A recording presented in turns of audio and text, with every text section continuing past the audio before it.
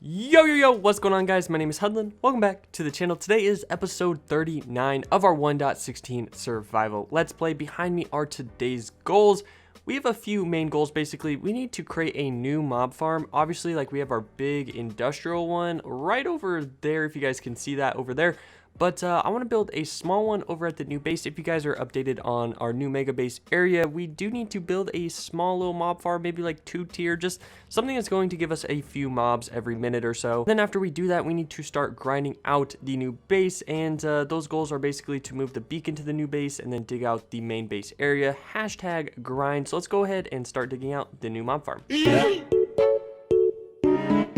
Flying into our new base, you can see that I have added just a little bit of terraforming just to see like the overall idea of what's going down. So I think I am going to carry over the what are they, spikes, or there's a name for them, spirals. There's a technical name for them. Oh, they're called spires. And then over here, I was working on this mainly. If we can go over, oh, missed the jump. All right, but over here, I have the idea of having like a little boat run kind of over in this area and back into another area of the base. Maybe we could even connect the old base to the new base with like a little boat area coming in, and we'll have like a boat like deck or whatever, like a boat launch right here, and then we can get off and go into our new base. Obviously, this is going to be opened up to like the outer ring and also like the inner ring as well. So let's go ahead and take another little peek at this. I think this terraforming idea is a pretty good idea. That looks pretty good.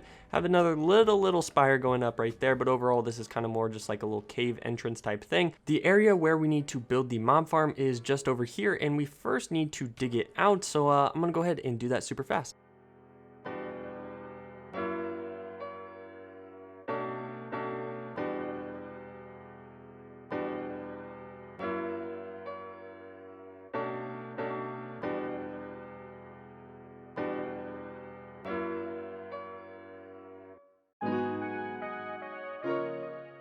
The area for the super small mob farm is done, and basically back here, what I think I'm going to do, make this as simple as possible and just place dispensers along the back here, and then just have a super simple like redstone clock maybe behind this wall that powers all of those dispensers. That's going to push the mobs over here, have a water stream down here, they're going to fall down here.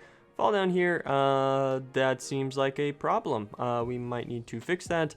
Fall down here once again, and then they're going to go down into the soup bowl. For those of you who are like, why is it such a small mob farm? It's because we have this big one right there, and I don't really need the drops. I just want the mobs to spawn there so that we can blow them up with some TNT. Back over at the goal board, our very first goal is done, and in this shulker box is everything we're going to need. A few dispensers, some redstone repeaters, and some redstone to create our little clock. We have some empty buckets because we're just going to create like an infinite water source with these. So let's go ahead and grab this, and let's go ahead and fly back over to the mega base. Let's go ahead and toss that down. We'll grab our dispensers first. So I have a little area for the dispensers in the back, and it seems like we're gonna have enough. So let's place those down over here as well.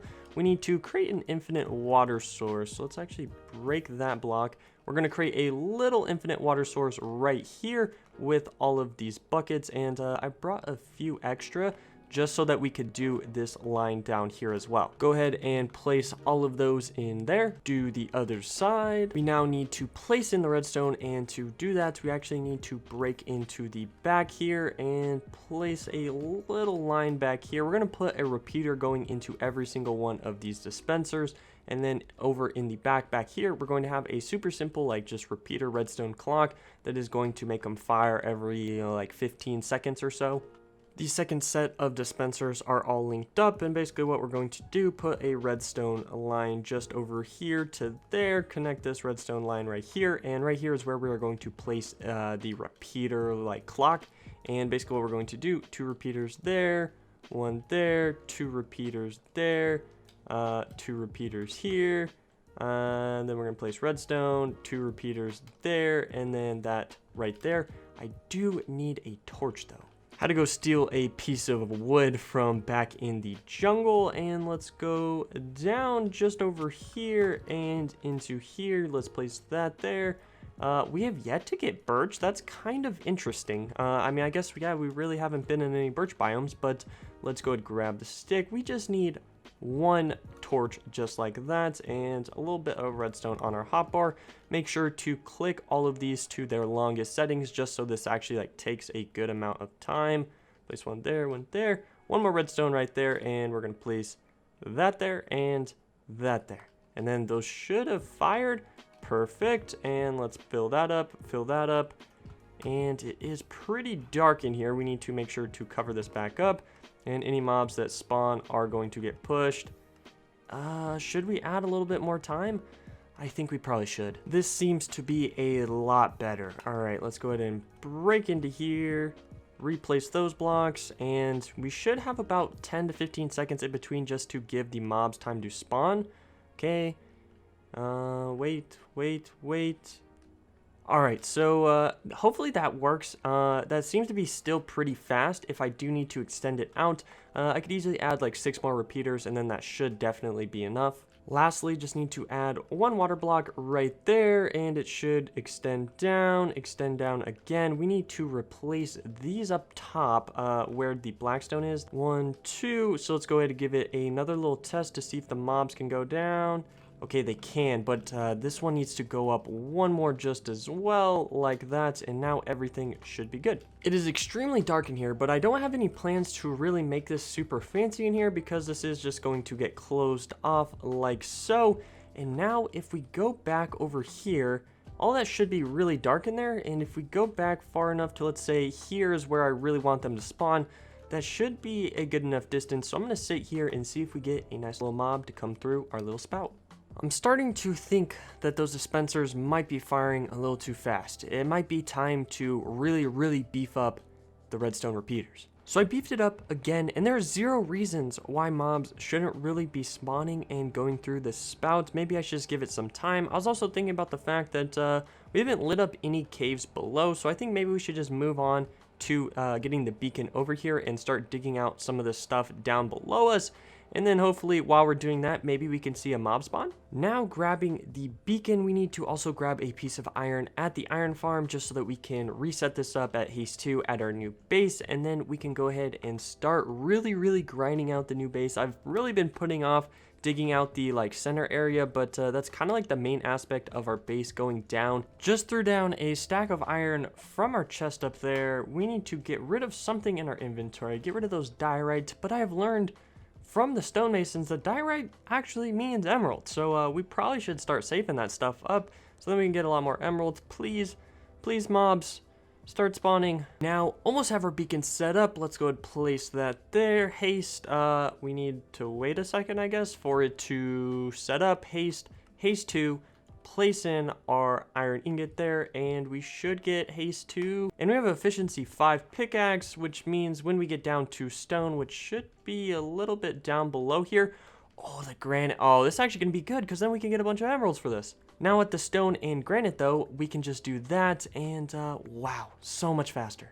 I'm going to try and mainly focus on digging out this center area because I want to work on getting the bubble column in place soon, and overall just like this whole little center area kind of like built out. Still working on getting the bottom of the base all dug out, and we basically stopped because our inventory was extremely full, but I'm also waiting to start getting this water out. We have a little squid farm going, but I need to start busting this back a little bit. Looking at our death bowl though, I do see a zombie, which is a good sign, but we definitely should have gotten quite a bit more mobs in the time of digging that out.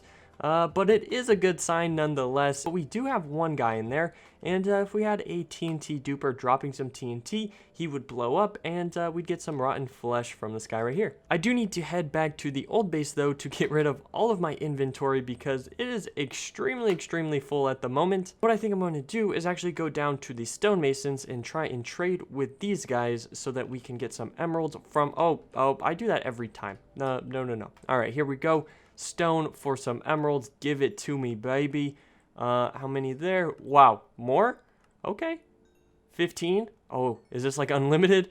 No, it is not. We don't have any diorite in our inventory though. Give me some of that good XP. And how much? 27? 28? Do we not have enough in our inventory? And then we also could trade a little bit of that to get 29. 29 emeralds, I will take it. That's pretty good for just mining out my base. And if I keep going and get a few more stonemasons, I'm sure we could get stacks upon stacks of emeralds. Back over at the gold board though, although not very promising, we've yielded our first mob, and I'm going to continue to kind of refine that so that we get a few more, just so we have more to blow up, because what's the point of having it if we don't have enough mobs? We have also moved the beacon to the new base, and we have started digging out the base, but I am going to go back, do a little bit more digging, hopefully get out some of that water, and then we can call today's goals accomplished.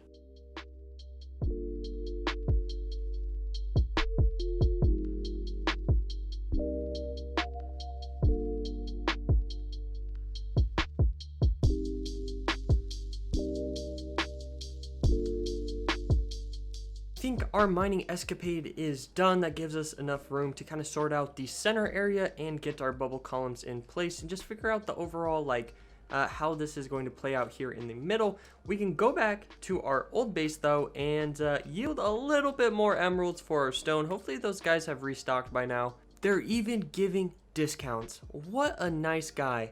All right, we're up to 38. Oh boy, this is great. And we can do some granite as 62, almost a whole stack. We almost got a whole stack of emeralds from just mining out a small portion of the base. Imagine how many emeralds we're going to get when we mine out the whole base. Back over at the gold board though, all of our goals are done for today, and we just need to do today's comments.